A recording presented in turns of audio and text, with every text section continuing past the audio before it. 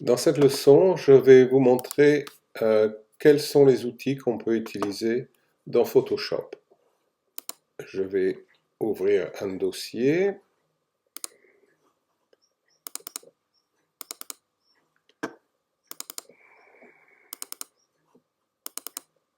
et je vais prendre une photo. Voilà, donc on va commencer à regarder les outils qui sont à notre disposition. Pour commencer, comme d'habitude, je copie mon fond, histoire de pouvoir travailler sans abîmer la photo. Alors, on va commencer par regarder quelques-uns des outils que l'on a sur la barre ici. Celui-là, c'est l'outil de déplacement. Ça nous permet de déplacer des choses qu'on peut avoir sur la photo. Sur cette photo-là, ça ne va pas me servir à grand-chose, mais je peux vous faire voir que je peux déplacer ce calque par opposition à l'arrière-plan qui est toujours là, que l'on voit. Donc, voilà à quoi sert l'outil de déplacement. Je peux le remettre à sa place comme il faut. Voilà. Ensuite, nous avons un outil ici qui est l'outil ellipse de sélection. Si je l'utilise, celui-ci, je peux dessiner une ellipse.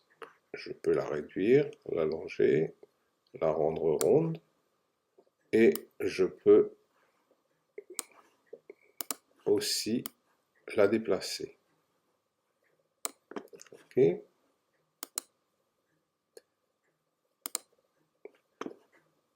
Derrière ça, quand vous avez une petite flèche ici, ça veut dire qu'il y a d'autres outils cachés sous cet outil. Pour accéder à ces outils, faites un clic sur la souris côté bouton droit et vous voyez apparaître les outils de sélection qui existent dans celui-ci. Pour le moment, celui-ci était l'outil sélectionné. Maintenant, je veux sélectionner l'outil de sélection rectangulaire. C'est fait. Je peux maintenant sélectionner un rectangle. Encore une fois, je peux déplacer la sélection que je viens de faire.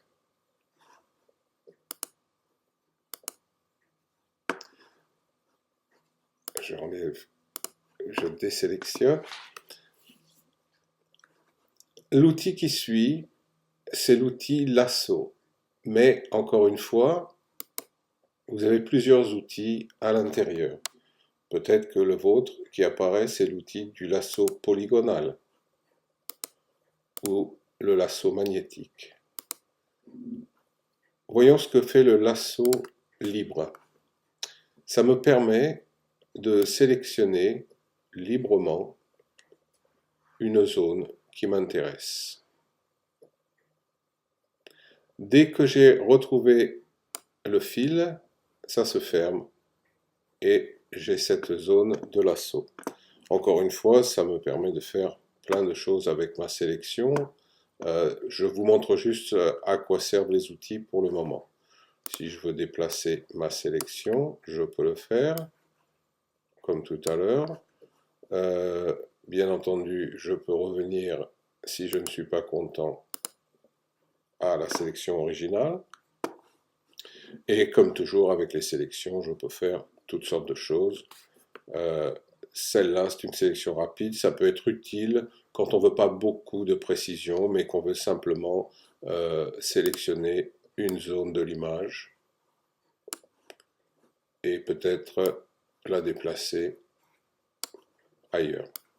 Ok. Donc là, on peut bouger notre sélection et on peut en faire ce qu'on veut. Par exemple, je peux changer la luminosité à l'intérieur de ma sélection seulement, le contraste, etc. Donc, sélectionner, c'est très important parce que ça va nous permettre d'utiliser beaucoup d'autres outils pour affecter la partie sélectionnée. Donc ça, c'était le lasso. l'outil du lasso polygonal. L'outil du lasso polygonal est assez intéressant parce qu'il nous permet un peu plus de précision dans ce qu'on veut faire. Par exemple, à chaque fois que vous appuyez avec le côté gauche de la souris, vous sélectionnez la zone que vous voulez en ligne droite. Ça n'empêche pas, par exemple, quand on arrive à des zones qui sont arrondies, de suivre assez précisément le contour qui nous intéresse. Encore une fois, avec ce genre de lasso, la sélection se fera seulement quand vous fermez et on voit le petit rond qui apparaît à côté de l'outil. Vous voyez, il apparaît dès que je touche le bord. Si maintenant j'appuie sur la souris clic gauche, j'ai sélectionné exactement la zone que je voulais. Encore une fois, pour faire ce que je veux de ma sélection. Passons maintenant à cet outil. Je vais désélectionner d'abord pour voir. Outil de sélection d'objets. Celui-là, vous le connaissez par Lightroom déjà, je pense. Par exemple, je veux isoler la main de ma photo qui est sur la droite. Je vais sélectionner toute la zone qui inclut la main. Je relâche et vous voyez qu'il m'a sélectionné l'objet. Par contre, il ne fait pas toujours un boulot super. On voit par exemple que dans la sélection ici, si je l'agrandis, on voit qu'il a laissé tomber ça parce que c'était vraiment près de la couleur du ciel, donc il ne savait pas trop quoi faire avec. C'est pour ça que une fois qu'on a fait une sélection rapide avec l'outil de sélection, ça vaut le coup d'aller chercher l'outil de sélection rapide. L'outil de sélection rapide va nous permettre soit de rajouter en appuyant sur plus, soit de soustraire à la sélection en appuyant sur moins. Ici, j'ai besoin de rajouter quelque chose qui n'a pas été sélectionné. Je vais aller chercher l'outil plus et j'ai simplement besoin de passer et de faire glisser le long. Là, qu'est-ce qui s'est passé? Il a rajouté beaucoup trop de choses. La raison pour laquelle il a fait ça, c'est la taille de mon pinceau de sélection. Il est trop gros. Je vais baisser la taille du pinceau et cette fois, je vais passer en moins parce que j'en ai de trop.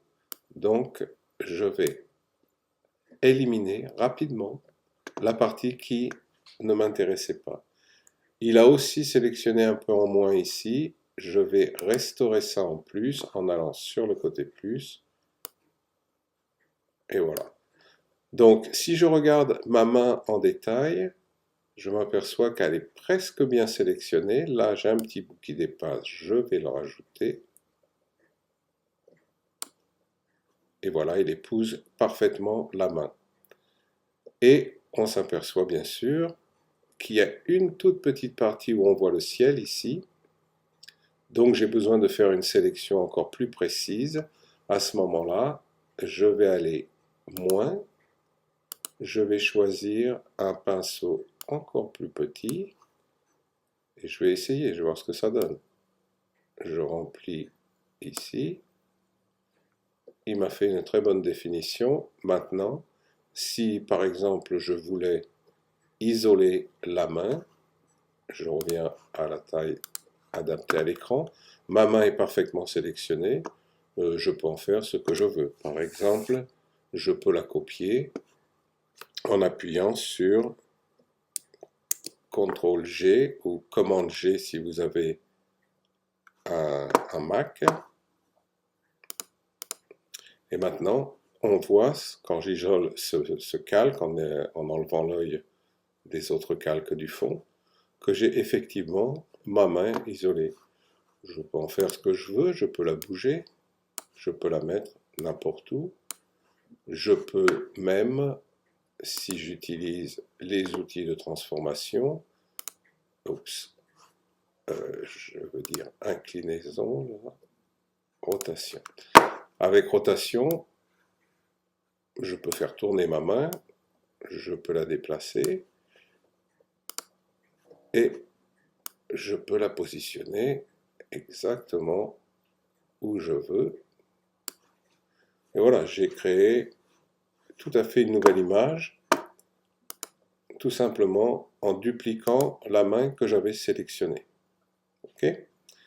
Bon, on n'a pas besoin de ça pour le moment. On retourne sur ce calque, je le rends actif pour vous montrer les autres outils de sélection. L'outil baguette magique. L'outil baguette magique, il est véritablement utile si vous avez derrière un fond uni. Ici, c'est à peu près uni. Donc, ce que je vais faire, je vais appuyer et vous voyez qu'il m'a sélectionné pratiquement toute la partie qui était de la même couleur bleu uni. Là, bien sûr, une différence de couleur. Et là aussi, c'est plus clair. Donc ça, il n'a pas voulu le sélectionner.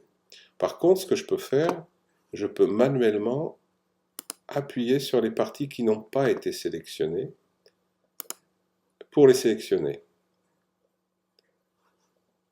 Voilà. Et là, on a toujours la mer au fond. Encore une fois, je peux appuyer plusieurs fois sur les parties qui n'avaient pas été sélectionnées. Et il fait un assez bon boulot, encore une fois, quand le fond est uni. Si le fond n'est pas uni, la baguette magique ne vous servira pas à grand chose. Par contre, elle est pratique là, dans le petit trou. Ah non, vous voyez, ça n'a pas marché. Là, dans ces cas-là, je l'annule pour cette partie-là. J'aurai besoin d'agrandir. Et là, ma baguette magique devrait marcher. Voilà. Une fois que c'est agrandi, c'est beaucoup plus facile d'appuyer au bon endroit avec la baguette magique. Ok? Là, c'est pareil, elle n'a pas fait un très très bon boulot. Alors, là, il me l'a carrément éliminé. De ce côté-là, je vais changer de ce côté-ci et restaurer cette partie. Maintenant, tout est à peu près bien sélectionné. Cependant, quand on regarde en gros, on s'aperçoit qu'il y a des toutes petites erreurs ici et là, comme ici par exemple. C'est pour ça que la baguette magique, il faut s'en servir avec parcimonie, parce que c'est pas toujours très facile de faire ce que l'on veut avec. Bon, voilà pour ce qui est des outils de sélection. Bon, on vient de changer de photo maintenant pour vous montrer l'utilisation de certains autres outils. Je multiplie ma photo, je la mets en double pour la protéger. Et maintenant, on va s'occuper de la pipette. Alors, la pipette, à quoi elle sert? C'est bien utile parce que la pipette, elle nous permet, je vais aller un peu plus haut, elle nous permet de copier exactement une couleur où on veut. Je choisis ma pipette et je m'approche. Je voudrais, par exemple, essayer d'éliminer ce bouton. Je vais chercher une couleur qui est très proche. La couleur vient d'apparaître ici, au premier plan. Maintenant, je peux aller chercher mon pinceau. Je règle la taille du pinceau, bien sûr, pour ce que je veux. Et pour que ça ne soit pas trop violent comme pinceau, je mets mes soft round, c'est-à-dire le pinceau adouci, avec les bords un peu flous. Et là, je vais peindre au-dessus, gentiment, en plusieurs petits clics. Donc voilà une possibilité d'utiliser la pipette. Elle sert à chaque fois à prendre une couleur et à la mettre ailleurs. Par exemple, je peux aller chercher une autre couleur dans les cheveux. Ici, la couleur marron foncé. Et encore une fois, si je passe au pinceau, je peux m'amuser à lui faire plus de mèches en changeant plus ou moins la taille du pinceau, bien sûr. j'essaye de faire quelque chose qui paraisse naturel. Voilà. Donc j'ai rajouté une autre mèche à ce gamin. Quand on passe à la taille adaptée à l'écran, ça paraît presque naturel. Mais à la fin du compte, c'est pas toujours un outil très précis. Il faut l'utiliser avec parcimonie et il faut s'adapter aux différentes couleurs. Ça peut prendre un certain temps. Par contre, un outil qui est très pratique, c'est celui-ci, l'outil correcteur localisé. Alors là, quand on en arrive au bouton, c'est véritablement l'outil qu'il nous faut. Encore une fois, on adapte à la taille de ce qu'on peut corriger, un tout petit peu plus grand, et là, facilement, je peux éliminer les boutons sur le visage de l'enfant. Photoshop automatiquement ira chercher le remplissage au plus près. Voilà, bon, évidemment, il est bien boutonneux, ça peut prendre un certain temps. C'est un outil en tout cas qui est très pratique si sur une photo, vous avez des lignes électriques qui vous gênent. Il suffit de passer tout le long de la ligne électrique comme ça et Photoshop éliminera la ligne électrique en se servant du pourtour de l'image et il remplira la partie que vous avez éliminée. Donc un outil très pratique. Ici, vous avez l'outil œil rouge, tout le monde sait à quoi ça sert. Si vous avez pris une photo au flash et qu'une personne a les yeux rouges, tout ce qu'il vous suffit de faire, c'est de venir à l'endroit où vous voulez éliminer l'œil rouge. Là, c'est pas le cas, donc il ne peut pas le faire. Il est réglé pour reconnaître une certaine couleur de rouge que l'on obtient uniquement avec le flash. Par contre, vous avez un autre outil correcteur, celui-ci. Alors celui-ci, il va avoir besoin que vous l'aidiez. Il va avoir besoin que vous choisissiez la partie que vous voulez remplacer.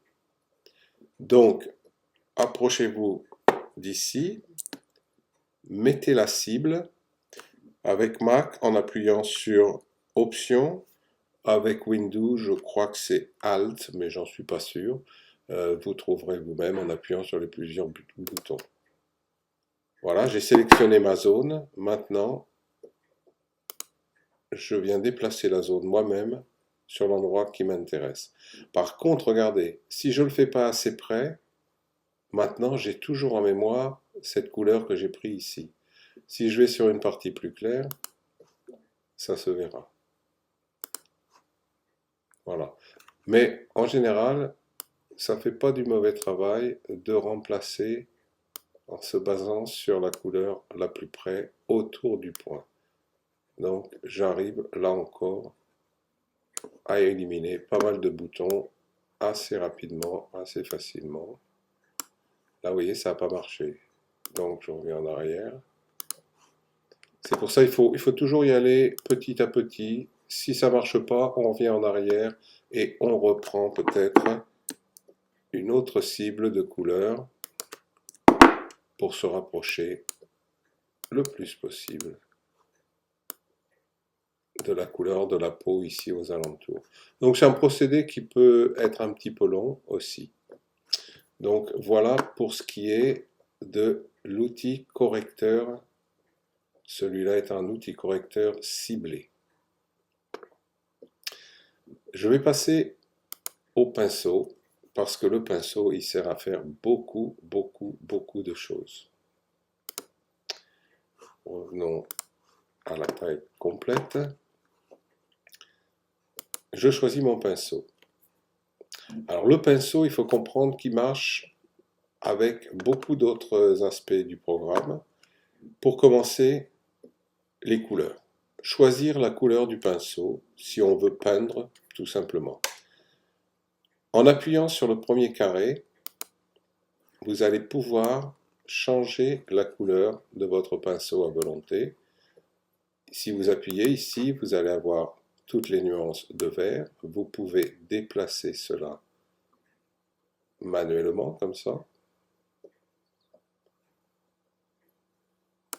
et vous pouvez déplacer le point pour affiner.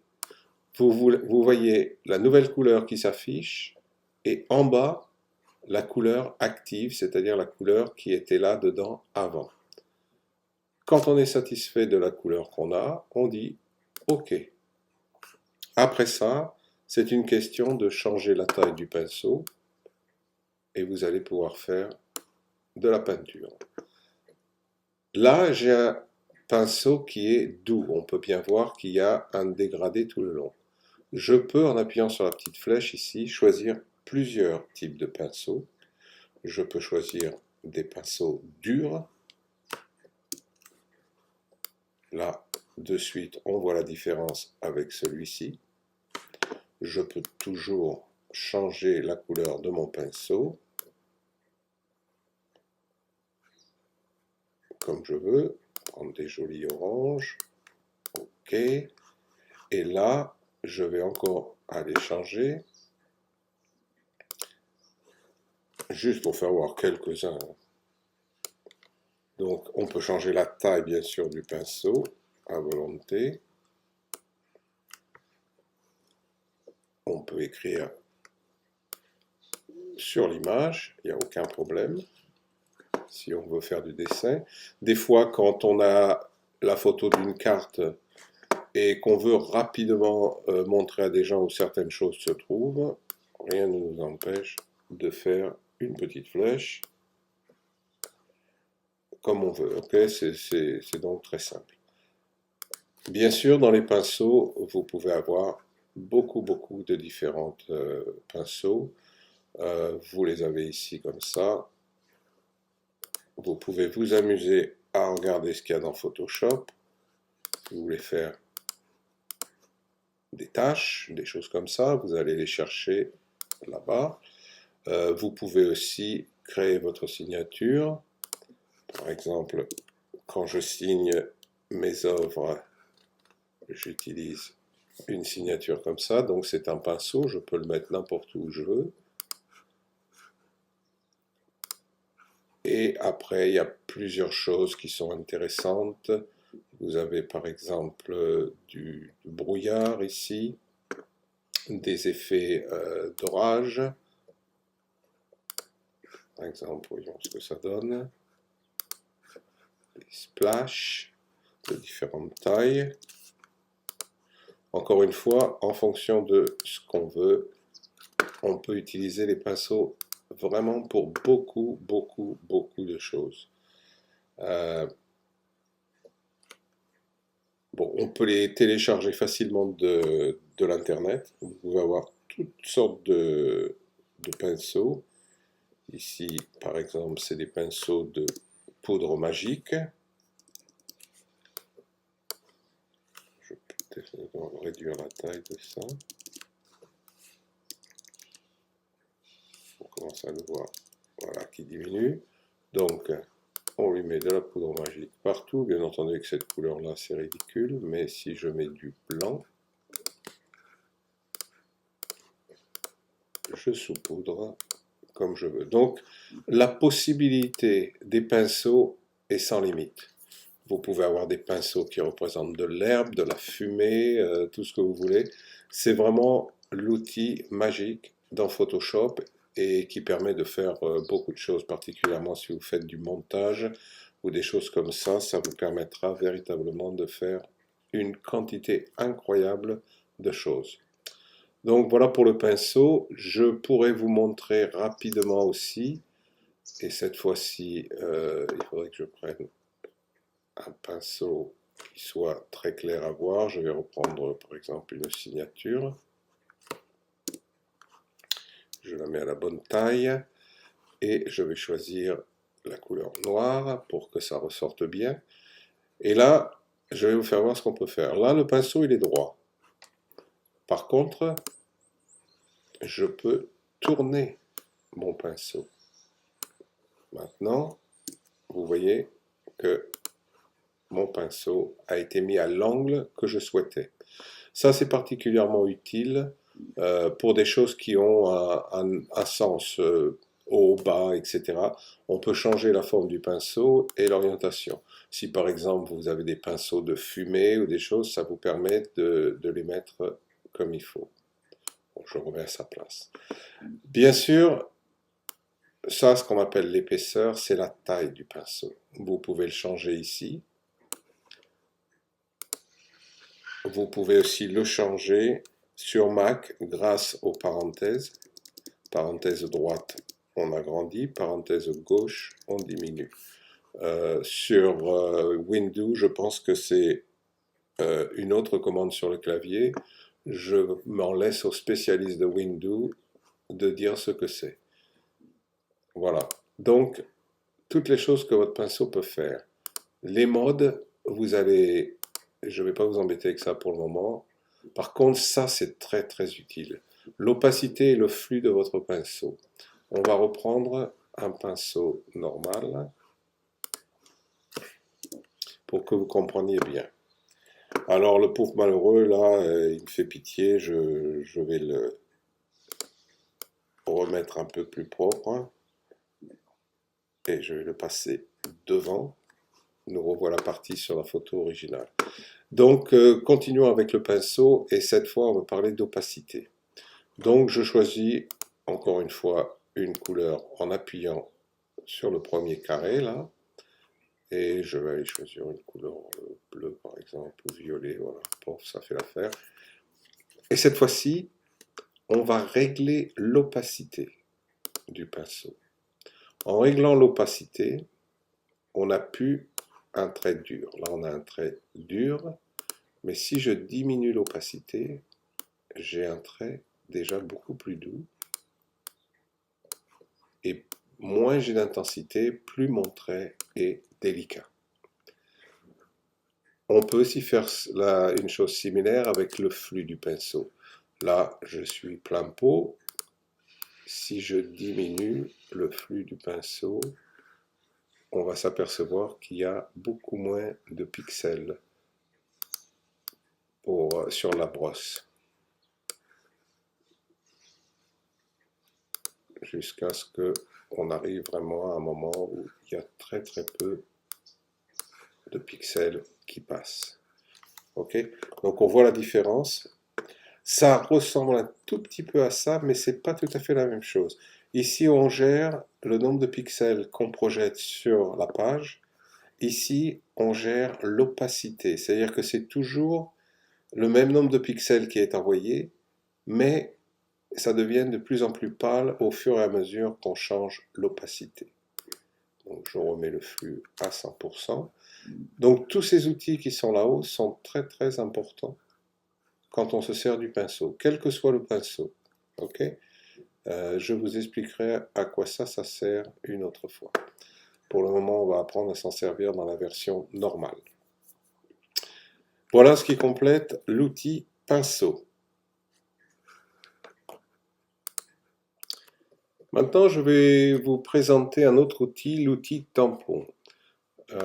Vous allez voir à quoi ça sert. C'est un outil qui est vraiment très très pratique quand on veut éliminer des parties de la photo que l'on veut soit éliminer ou virer complètement.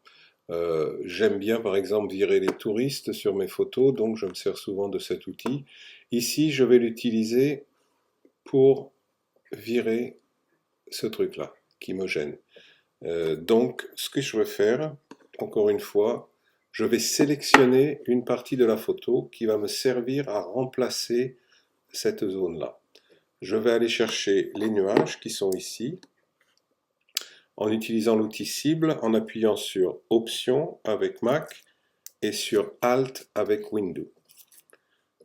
Clic du côté gauche sur la souris, j'ai sélectionné ça, je relâche mon doigt et maintenant, cette partie de nuage, je vais pouvoir la déplacer au-dessus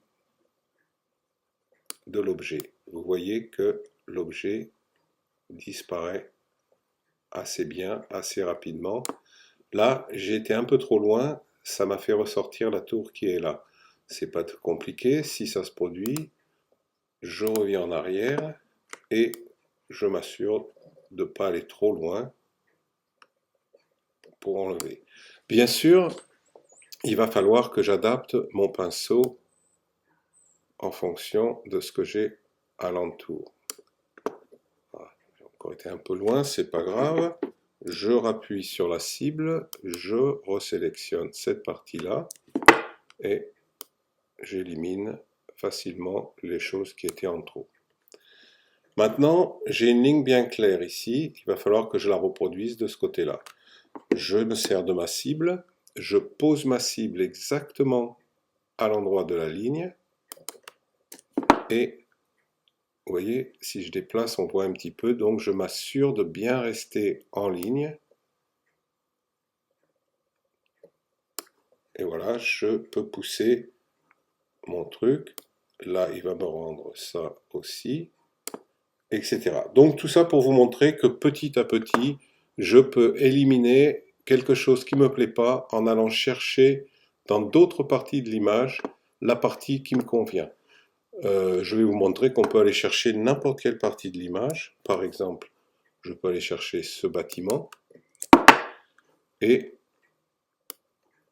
je vais placer mon bâtiment ici si je veux. Donc, n'importe quelle partie de l'image peut servir selon ce qu'on veut remplacer. Des fois, on peut avoir une personne sur une photo de mariage et on va aller chercher à l'opposé de l'image quelque chose pour virer la personne de ce côté-là si on a un équilibre de chaque côté, par exemple de l'herbe ou des choses comme ça. Bon, là évidemment c'est juste pour montrer, je l'enlève. Je vais vous faire voir aussi que, par exemple, quand ça devient un peu plus compliqué, comme cette partie-là, je vais cibler cette partie du mur, j'appuie, et maintenant je peux remplacer ici la partie du mur.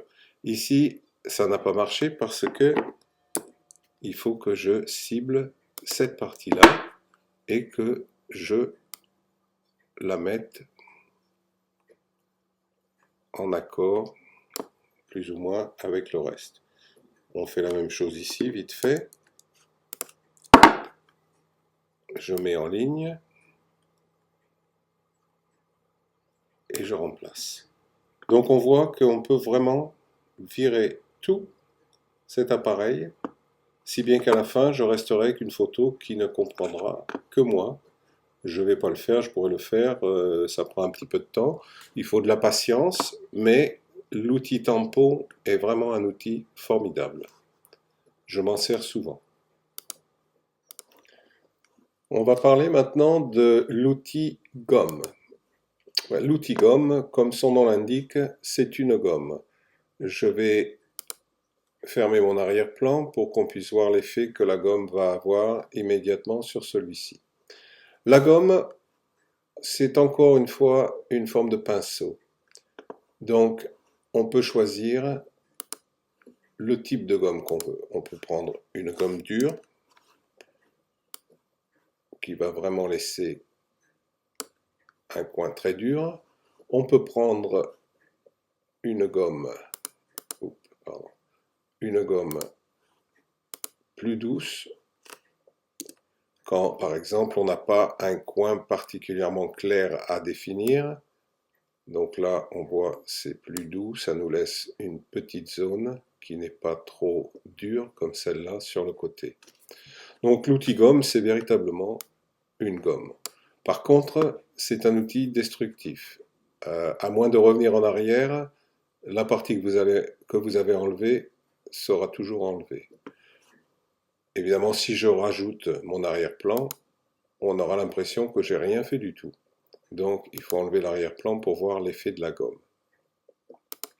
Par contre, je vais vous montrer ce qui est très pratique avec la gomme. C'est, je vais déjà redoubler mon arrière-plan, je vais le passer au-dessus de la copie que j'ai traficotée, comme ça on repart sur la photo originale. Si par exemple, je veux faire une sélection rapide, je vais me mettre avec un outil un peu plus fort. Voilà. Je sélectionne mon personnage.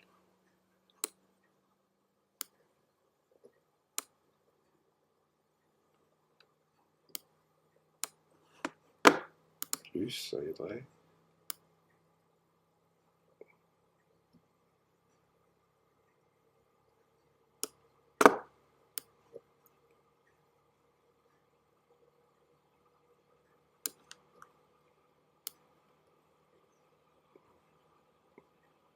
Ça peut prendre un certain temps. Voilà, bon, j'ai plus ou moins détouré le personnage.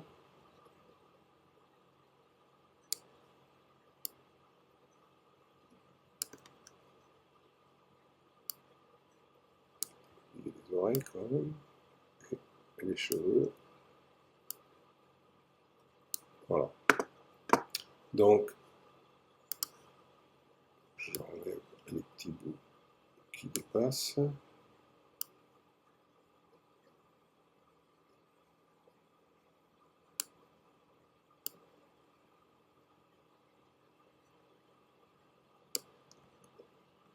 Voilà, grosso modo, ça fera l'affaire. Voilà, donc,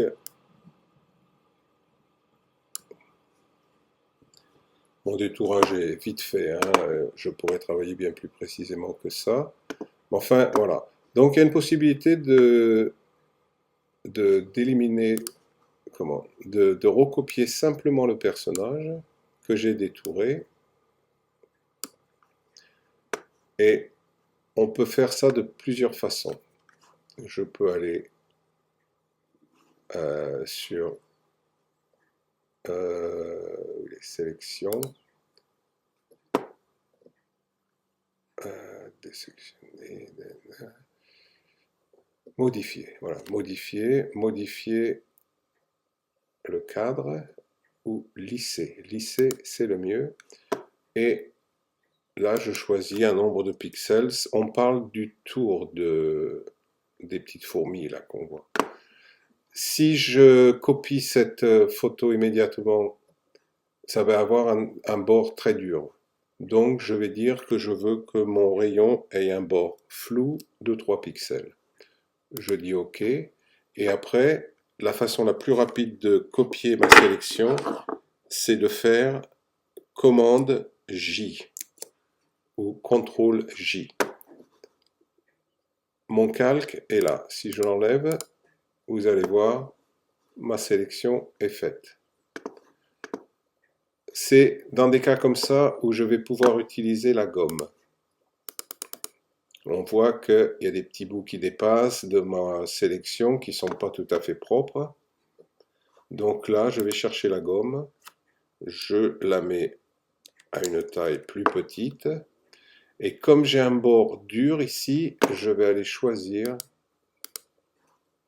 le pinceau dur. Et je peux suivre très nettement le bord de la chemise en éliminant les petits bouts qui sont pas bons. Alors encore une fois, il faut faire très attention avec la gomme. Si on fait une erreur, on peut aller découper des parties qu'on ne veut pas. Donc il faut toujours travailler en douceur, en suivant bien la partie que l'on veut éliminer. Donc voilà à quoi la gomme peut servir. Quand on a fait des détourages, ou alors par exemple ici, j'ai des parties qui ont été prises dans l'image que je ne voulais pas. Encore une fois, je peux enlever ces parties-là en travaillant très délicatement avec ma souris. Voilà. Et donc, si par exemple, je change le fond, je vais rajouter un calque là, que je vais placer immédiatement en dessous de ma photo. Et ça va me donner l'occasion de vous montrer cet outil, l'outil Saut. Je choisis par exemple la couleur noire pour qu'on voie bien la différence. Okay. Et là, sur ce calque actif ici, je mets mon saut.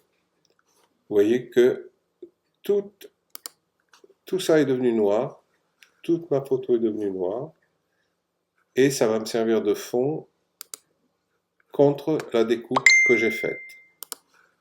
on regarde adapté à l'écran, et voilà ce que j'ai. Bon, évidemment, on voit que le détourage a été très mal fait. Je vous montrerai dans une autre leçon comment faire des détourages très précis. Donc voilà à quoi la gomme peut servir. Ok, maintenant on va regarder ce qu'on peut faire avec les outils de densité. Ce coup-ci, j'ai pris une photo de Paul Newman et on va voir ce qu'on peut faire avec. Les outils de densité, c'est cela, ici. Ils sont très pratiques.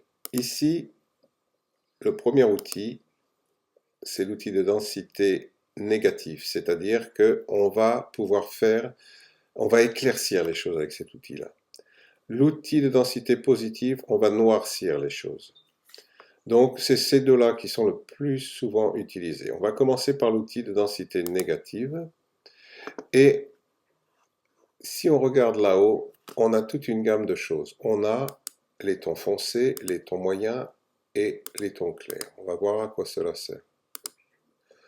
On commence par les tons clairs. L'exposition encore est importante. On peut choisir la quantité de clarté que l'on veut ou pas. Par exemple, ici, avec 100%, si je vais là où il a ses cheveux, on voit tout de suite que je peux les rendre encore plus clairs. Mais ça, c'est un peu violent. Donc, je l'annule et je recommande de toujours commencer avec quelque chose qui n'est pas trop violent, dans ces alentours de 25%, parce que, encore une fois, chaque fois que vous passerez par-dessus en cliquant encore une fois, vous augmentez la chose. Donc, vous avez plus de contrôle. J'élimine ça, d'ailleurs je vais en profiter pour vous montrer ce qui se passe avec l'historique, parce que ça va beaucoup plus vite. Plutôt que d'éliminer un par un les choses que j'ai là, en faisant édition annulée, il va falloir que je le fasse 4 fois ici pour annuler les 4 coups de pinceau que j'ai donnés. On peut tout simplement remonter très vite avec l'historique, dupliquer le calque, c'était mon dernier truc, avant que je fasse toutes les différentes densités. Je repars sur mon calque et vous voyez que je suis reparti à 0 en éliminant toutes les autres intermédiaires. Donc là, je trouvais que 25% c'était un peu trop fort. Je le réduis encore plus et je vais gentiment lui éclaircir encore un peu plus les parties blanches.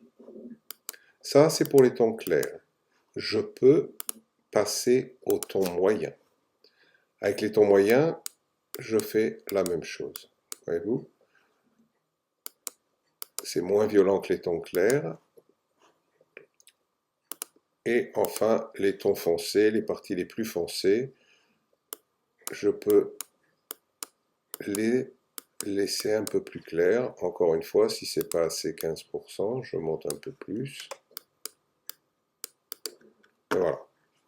Donc ça, c'est pour l'outil de densité négatif. Très pratique, par exemple, je prends encore les tons clairs, quand on en arrive aux yeux. Et je parle particulièrement du blanc des yeux. Là, je vais lui blanchir le blanc des yeux un peu plus. Ça va lui faire ressortir les yeux beaucoup plus. En grossissant, je peux m'attacher plus particulièrement à d'autres parties de l'œil. C'est-à-dire que je reprends mon outil de densité négative et cette fois-ci, je vais réduire un peu l'intensité et je peux lui rendre ses yeux bleus encore plus lumineux, tout en conservant la couleur. Et comme on en est aux yeux bleus, pour lui rendre des yeux qui soient vraiment, qui ressortent, je vais changer d'outil maintenant et je vais passer à l'outil de densité positive. Lui, il va me noircir tout. Donc ce que je vais faire, je vais rester sur 25%, voir ce que ça donne. Et avec un petit pinceau, encore une fois on choisit la taille là, je vais suivre, vraiment en faisant très attention, la partie du pourtour de l'iris. Vous voyez que je la noircis dans les mêmes tons de couleur qu'il a. Et vous allez voir la différence, je n'ai pas touché à celui-ci. Je reviens en arrière, adapté à l'écran. Et de suite, cet œil-là ressort beaucoup plus que celui-ci. Encore une fois, si vous trouvez que c'est un peu trop fort, vous pouvez toujours revenir en arrière en allant sur l'historique et vous revenez en arrière. Ok. Donc là, je lui ai déjà rendu le blanc des yeux plus blanc. J'ai éclairci la couleur bleue de ses yeux et sur cet œil-là, j'ai noirci le pourtour de l'iris. Je peux faire la même chose avec la pupille. Noircir encore un peu plus la pupille, ce qui va aider à la faire ressortir un peu mieux. Par rapport à l'autre, on voit la différence sur cet œil-là. C'est des choses qu'il ne faut pas faire en exagérant de trop, autrement ça vous fait des yeux de monstre, hein, ça c'est sûr. Par contre, on a une photo d'homme et on pourrait peut-être accentuer les rides, tous les petits défauts du visage. Donc encore une fois, en utilisant l'outil de densité supérieure, je fais mon pinceau un peu plus comme ça, je prends les tons moyens pour que ça soit pas trop violent au départ, et là vous voyez, je lui creuse ses rides, en suivant le ride du mieux possible. Si je déporte, ça fait pas beau, hein. Donc on annule ça. Mais si je suis avec beaucoup de soin la ride, je peux vraiment faire vieillir mon bonhomme sur place. Au coin des yeux. Encore une fois, chaque fois que je passe 2 fois, je noircis un peu plus. Encore une fois, on peut changer, si on trouve que c'est trop violent, on change la quantité d'exposition. Voilà, donc là, je vais faire ressortir un petit peu plus ces paupières en suivant la ligne de l'œil. Et on peut arriver comme ça vraiment à influencer le regard d'une personne. Je peux aussi bien sûr changer la couleur des sourcils. Et là, je suis intéressé par exemple avec ces rides du front, j'ai envie de les faire ressortir un peu plus. Et c'est comme ça que l'on peut changer et vieillir un personnage. Et si on n'est pas content, si on trouve qu'on en a fait trop, on repasse à l'outil de densité négative. Et on peut, bon là le pinceau est trop gros, ça se voit, il a débordé. C'est quelque chose qui demande de la patience et de la précision. Donc, je réduis la taille de mon pinceau. Je trouve que j'avais mis un petit peu... Elle est trop fort.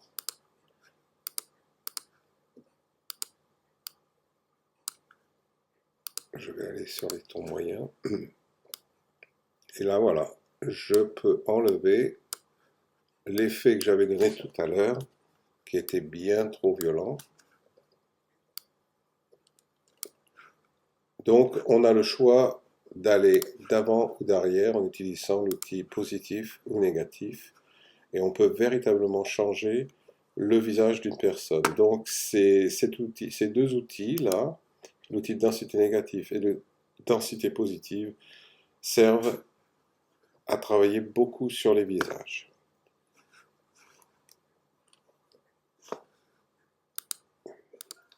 Bon, tout à l'heure, on a parlé de l'outil seau de peinture. Je vais vous faire voir une autre utilisation qui est très pratique. Bon, je copie mon arrière-plan pour travailler sur la copie de l'arrière-plan et je vais rajouter un autre calque.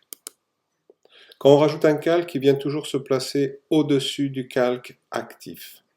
C'était ce calque actif, donc le calque est venu là. Cependant, je veux faire quelque chose avec, j'ai besoin de mettre mon calque sous celui-ci. Ce calque-là est actif, je vais aller chercher couleur noire, je vais prendre l'outil Saut et je vais remplir mon calque de noir. On le voit en enlevant le calque qui est dessus, que j'ai effectivement rempli complètement le calque noir. Et là, je vais vous faire voir comment on peut faire un vignettage. Un vignettage qui est contrôlé, c'est-à-dire que dans Lightroom, quand on fait un vignettage, on n'a pas trop le choix. Il fait un vignettage autour du centre, autour d'un endroit qu'on a sélectionné, mais on ne peut pas très bien contrôler la quantité de vignettage et elle suit une forme assez géométrique. Ici, je vais avoir un contrôle total sur la façon dont je vais faire mon calque. Pour ça, je vais utiliser un masque de fusion. Il est blanc, donc je peindrai avec le pinceau noir. Je m'assure que le noir est là.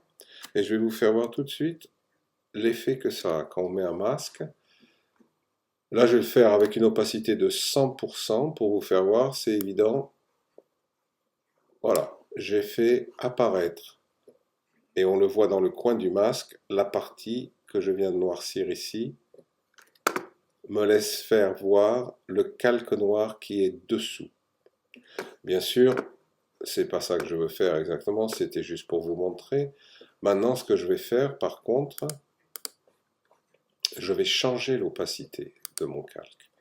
Et je vais la réduire pas mal, peut-être aux alentours de 22%. Maintenant, vous voyez la différence. Je laisse apparaître mon calque derrière. Et comme le personnage central, c'est la chienne, je peux faire exactement le tour qui m'intéresse et laisser en blanc. Attention, quand vous relâchez le côté gauche de la souris et que vous rappuyez encore, vous allez rajouter une couche. Donc, en ayant choisi une opacité qui n'est pas très forte, je vais pouvoir choisir à chaque fois que je clique la quantité que je veux laisser apparaître. Et là, j'ai un contrôle total sur ce que je vois. Bon, c'est du travail vite fait, bien sûr, je pourrais faire quelque chose d'un peu plus précis, mais ça vous fait voir que là, j'ai véritablement choisi de mettre en valeur le centre de l'image. Si, par exemple, je trouve, oh, j'ai été un peu fort, là, j'ai un peu trop de noir, ce qui est bien du calque de fusion, c'est qu'en changeant la couleur, en appuyant ici, je passe en blanc. Le pinceau blanc va me permettre d'enlever ce que j'avais fait. Il rechange encore une fois. Je pourrais, si je passe par exemple à 100%, enlever complètement tout ce que j'avais fait auparavant et retrouver mon image originale. Mon calque est blanc, mon masque de fusion est blanc, je veux dire. Donc voilà. Donc je vous rappelle, on change le pinceau noir sur un fond blanc, va nous permettre de voir ce qu'il y a derrière. Blanc va nous permettre d'éliminer les erreurs potentielles qu'on a fait. Et voilà l'utilité de l'outil le seau de peinture qui nous permet de remplir un calque entièrement d'une couleur que l'on veut. Ce calque, je peux toujours changer la couleur comme je veux. Si je veux un calque rouge par exemple, je me sers de mon outil et voilà mon calque qui est devenu rouge. Si je reviens à ça comme tout à l'heure, avec mon pinceau, je peux cette fois-ci m'amuser à faire, en choisissant le calque, le masque de fusion bien entendu, je peux m'amuser avec le pinceau noir à faire la même chose que je faisais avec le noir, avec une différente couleur. Je peux toujours altérer la couleur à n'importe quel moment, en me servant encore une fois de ça. Et voilà. Donc, contrôle total de ce que je veux faire en laissant derrière un calque d'une couleur unie. Et voilà, ça conclut notre affaire. Bon, on va finir par parler de l'outil texte. Le texte horizontal de préférence, qui va nous permettre d'écrire sur nos images. Donc, tout ce que vous avez besoin de faire avec ça, c'est de décider la taille que vous voulez prendre sur l'image. Ici, vous allez décider le type de fonte que vous voulez utiliser. Donc, n'importe quelle chose fera l'affaire. La largeur de la fonte, par exemple 24, vous voyez qu'automatiquement, il y a déjà un texte écrit en latin que Photoshop vous produit. Il suffit d'appuyer sur la touche Retour pour le virer. Choisissez la couleur qui vous convient pour votre texte et vous écrivez ce que vous voulez.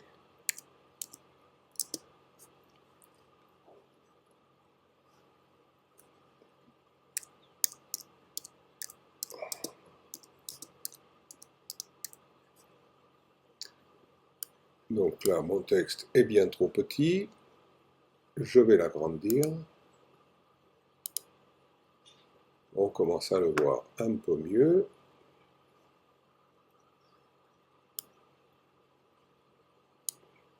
Je peux dire OK. Et après ça, ça agit comme n'importe quelle image. Si je vais sur l'outil pour bouger, je bouge mon texte où je veux. Je fais un double clic, je peux encore l'utiliser et changer sa couleur. Et je peux encore changer tout ce que je veux, par exemple les fontes, quelque chose qui se verrait bien. Alors selon les fontes, évidemment, il va falloir changer la taille de la boîte quelquefois.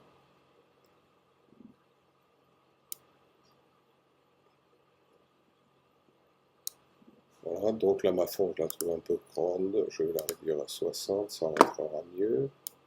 Voilà. Et une fois que je suis d'accord, je dis OK ou j'appuie sur Entrée. Et encore une fois, avec mon outil de déplacement, je peux mettre mon texte où je veux. OK? Bon, ben voilà pour ce qui est de l'outil de texte. Comme toutes les images, je peux aller après édition, transformation, rotation par exemple, et je bouge mon texte comme je veux. Voilà, au revoir.